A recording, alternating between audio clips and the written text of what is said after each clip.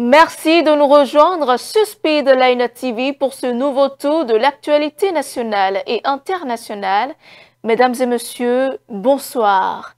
Au cœur des décisions prises hier en Conseil des ministres, le gouvernement affiche sa volonté d'élargir le cadre du développement industriel. L'exécutif entend promouvoir une industrialisation plus inclusive. D'autres mesures importantes ont également été adoptées. Les détails dans un instant. Un vent de modernité souffle désormais sur Djougou. La commune a inauguré son tout nouveau marché moderne, un véritable joyau architectural qui marque une étape majeure dans la transformation du commerce local. Et puis hors du Bénin, la Cour suprême de Mauritanie a confirmé la peine de 15 ans de prison ferme prononcée en appel contre l'ancien président Mohamed Abdelaziz. Cette décision met un terme définitif à la procédure judiciaire engagée contre l'ex-chef d'État.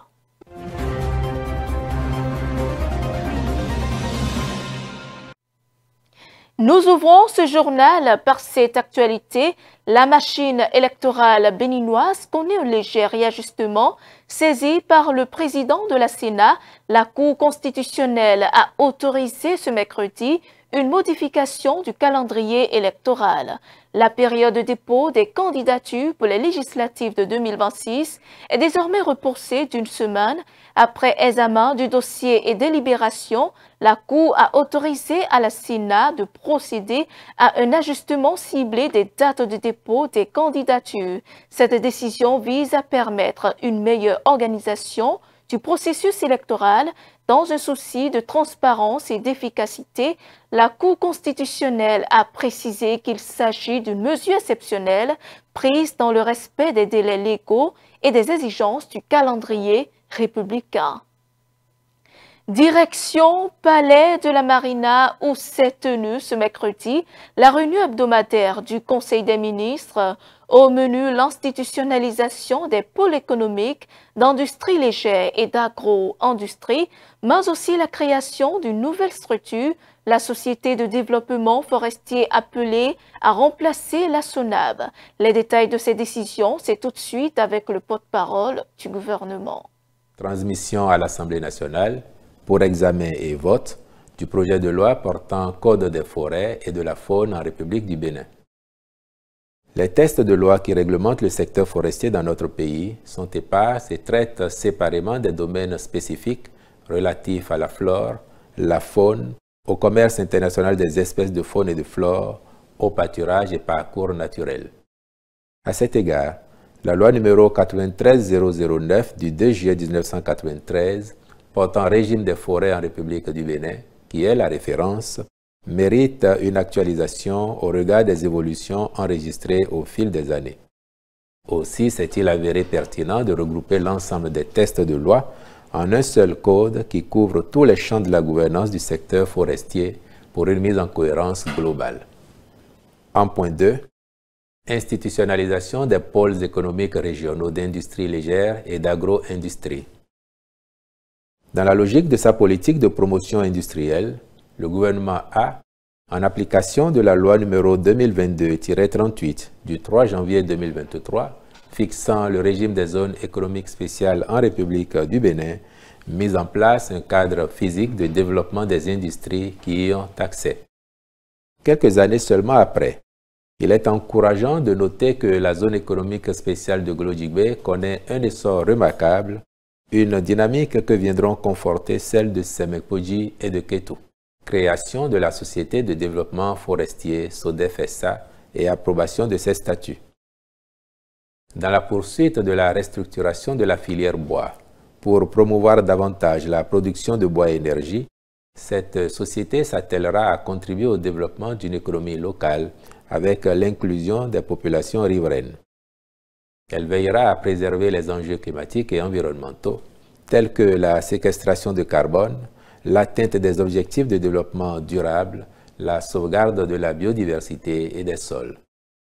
De même, seront prises en considération les enjeux économiques à travers la production de bois d'œuvre, la transformation du bois avec la création d'emplois qui s'ensuit, la gestion et l'exploitation durable des forêts classées et autres domaines forestiers mis sous sa gestion par la Direction générale des eaux, forêts et chasses.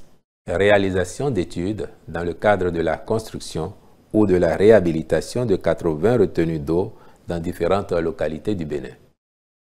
Ces études participent de la mise en valeur du potentiel hydro-agricole dont recèle le pays en vue de développer la pratique de l'irrigation par la maîtrise totale de l'eau.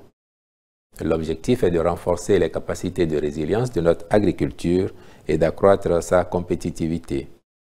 À cet effet, il est prévu la construction de 60 retenues d'eau à vocation agro-pastorale et la réhabilitation de 20 autres réparties dans plusieurs départements et communes.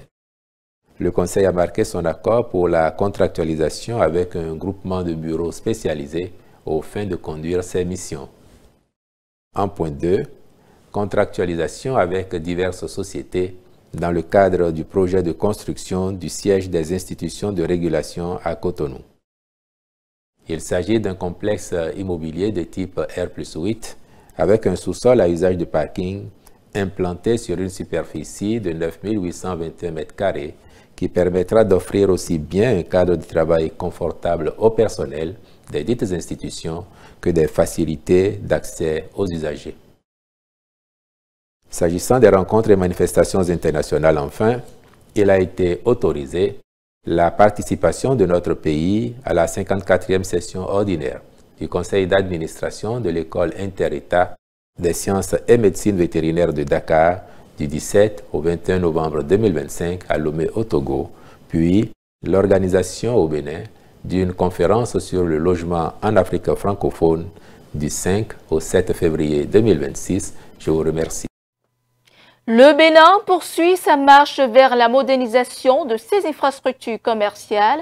Après Cotonou, c'est au tour du Septentrion d'accueillir deux nouveaux marchés modernes à Parakou et à Djougou. C'est enfin une réalité. Le marché moderne de Djougou a été inauguré le samedi dernier.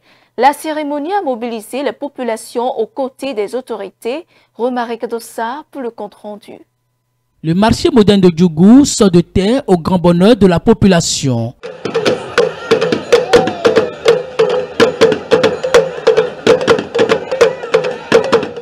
Entre chants, danse et bénédiction, elle a célébré ce samedi 1er novembre 2025 l'avènement d'un espace commercial plus organisé et plus sûr. Le marché de Djougou, c'est le 17e du genre à être inauguré au Bénin. C'est la preuve que lorsque nous unissons nos forces autour d'une vision commune, le développement devient une réalité. Djougou peut en être fier. Cette réalisation marque un tournant.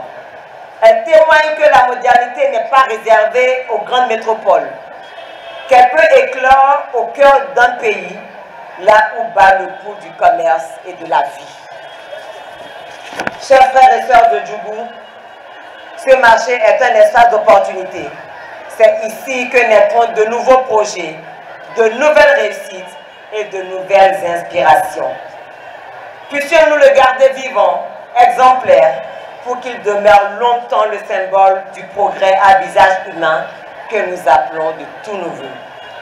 Sur ces mots, et avec une immense fierté de fille de Djougou, je déclare ouvertement, officiellement ouvert, le marché moderne de Djougou, symbole de renaissance, de dignité et d'espérance.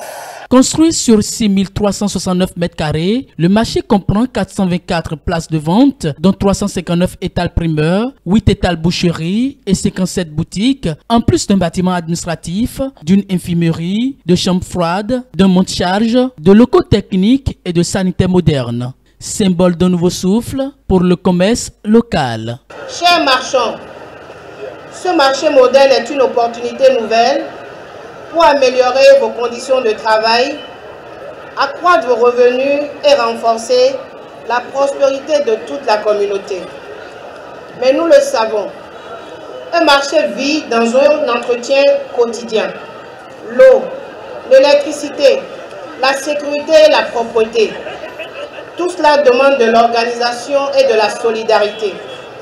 C'est pourquoi l'Agence nationale de gestion de marché, jouera son rôle d'accompagnement à travers l'organisation transparente des attributions, l'encadrement rigoureux des activités marchandes, la collecte régulière et sécurisée des redevances à travers la plateforme digitale déjà opérationnelle, la gestion de la propreté et de la sécurité, de l'électricité, de l'eau potable et du bon fonctionnement de l'infrastructure. Mais l'agence ne peut réussir sans vous. Votre part essentielle, c'est le respect du règlement intérieur et le paiement régulier des redevances. Non pas par contrainte, mais comme une clé pour préserver notre outil de travail. Au-delà de la modernisation des espaces de vente, ces réalisations du gouvernement Talon traduisent une vision plus large. Autonomiser les femmes, créer des emplois durables et favoriser un développement commercial inclusif. Dans un tout autre registre, à présent, c'est la dernière session ordinaire de l'année 2025 de la mairie de Koma, encore appelée session budgétaire. Elle marque la fin de l'exercice et se consacre à l'examen et au vote de budget 2026. Placée sous la présidence du maire Bernard Kofi Adaopé, la rencontre avait plusieurs points inscrits à son ordre du jour. Le reportage.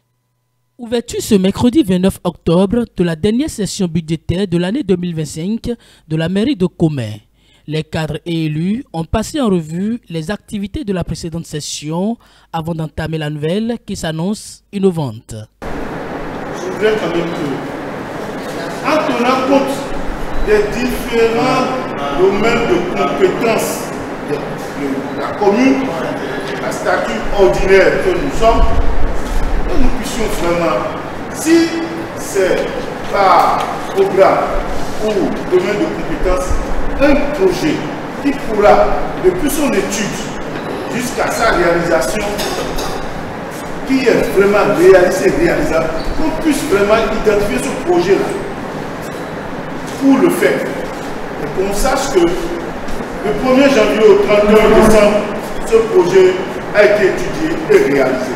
Après plusieurs heures d'échanges dans une ambiance conviviale, ces élus et cadres de la commune de Koma ont dégagé une feuille de route budgétaire qui fera tache d'huile au terme de la session. Nous avons abordé des points tels que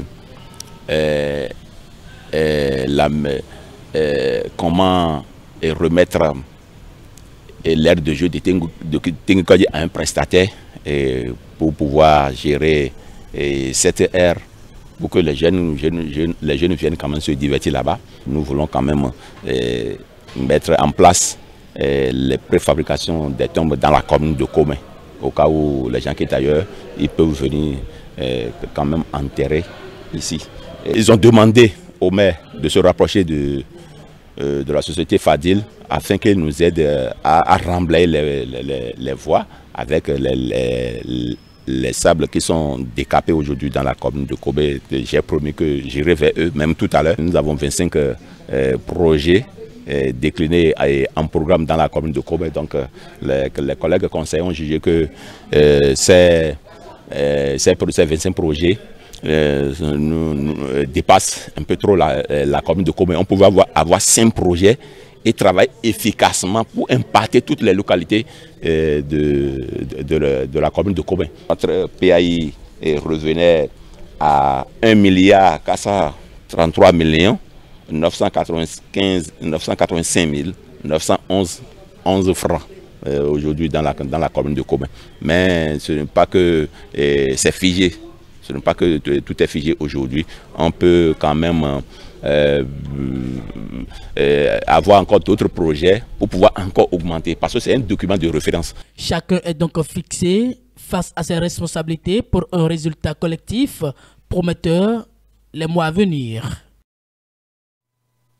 En interactualité, Pékin invite Washington à respecter le principe de souveraineté nationale et de non-intervention dans les affaires intérieures des États, alors que le président américain Donald Trump a menacé le Nigeria d'une action militaire car selon lui, les chrétiens y seraient confrontés à une menace existentielle. Lors d'une conférence de presse, le porte-parole du ministère chinois des Affaires étrangères a affirmé son soutien au Nigeria. Suivant. La Chine a pris position pour le Nigeria, où le président américain a récemment évoqué une possible action militaire en raison d'une supposée persécution des chrétiens dans ce pays d'Afrique de l'Ouest. Mardi, la diplomatie chinoise a été très claire en conférence de presse.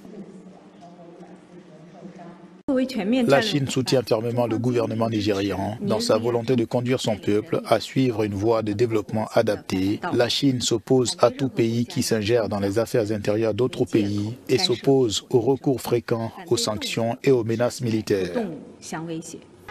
Le président Trump a récemment déclaré que le christianisme était confronté à une menace existentielle au Nigeria de la part de groupes djihadistes tels que l'État islamique en Afrique de l'Ouest et Boko Haram. Cependant, Amnesty International estime que les attaques dans le nord du pays ne sont pas motivées par des raisons religieuses et que les musulmans étaient également pris pour cible.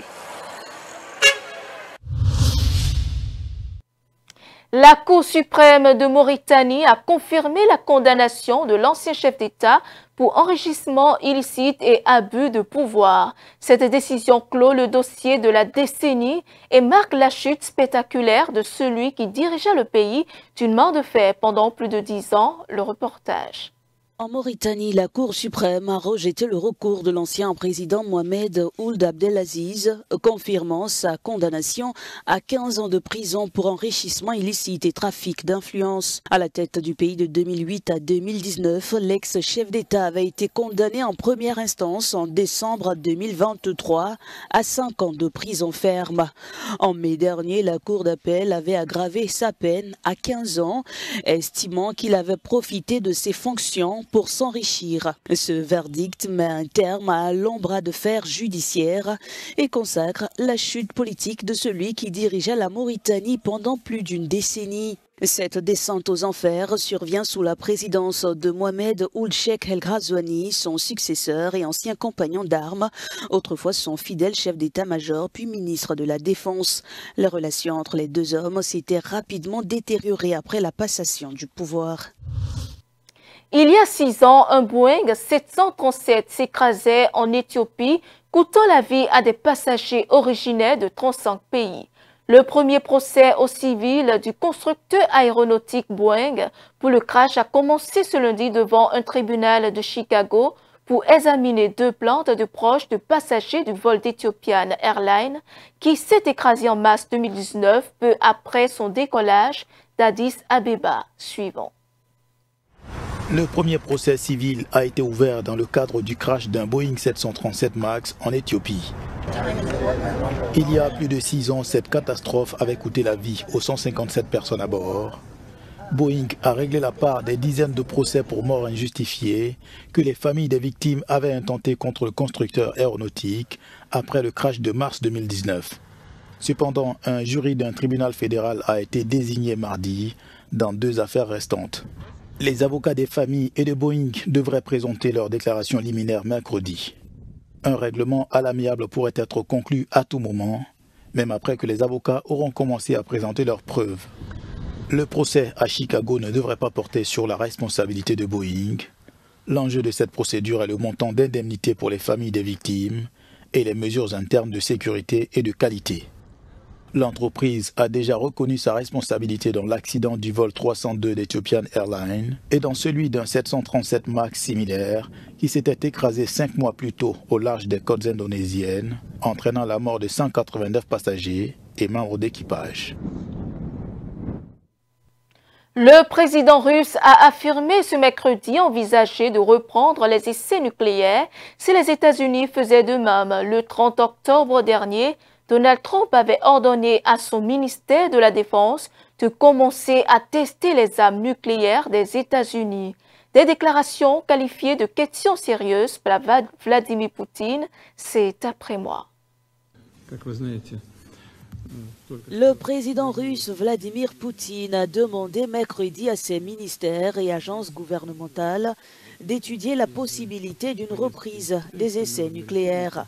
Lors d'une réunion avec le Conseil de sécurité, il a précisé que Moscou n'envisagerait ces essais que si les États-Unis franchissaient le premier pas.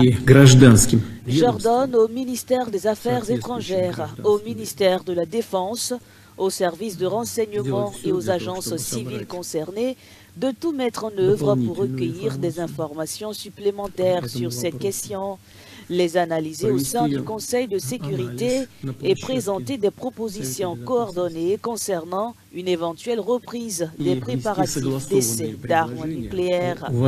Cette annonce fait suite aux déclarations du président américain Donald Trump qui avait laissé entendre le 30 octobre dernier que les États-Unis pourraient relancer leur propre essai nucléaire pour la première fois depuis 30 ans. Voilà qui met un thème à ce tour d'actualité au Bénin et au-delà de nos frontières. Mesdames et messieurs, merci de nous avoir suivis. Suivez-nous en continu sur speedline.tv.bj/live et sur nos différents canaux digitaux Facebook et YouTube.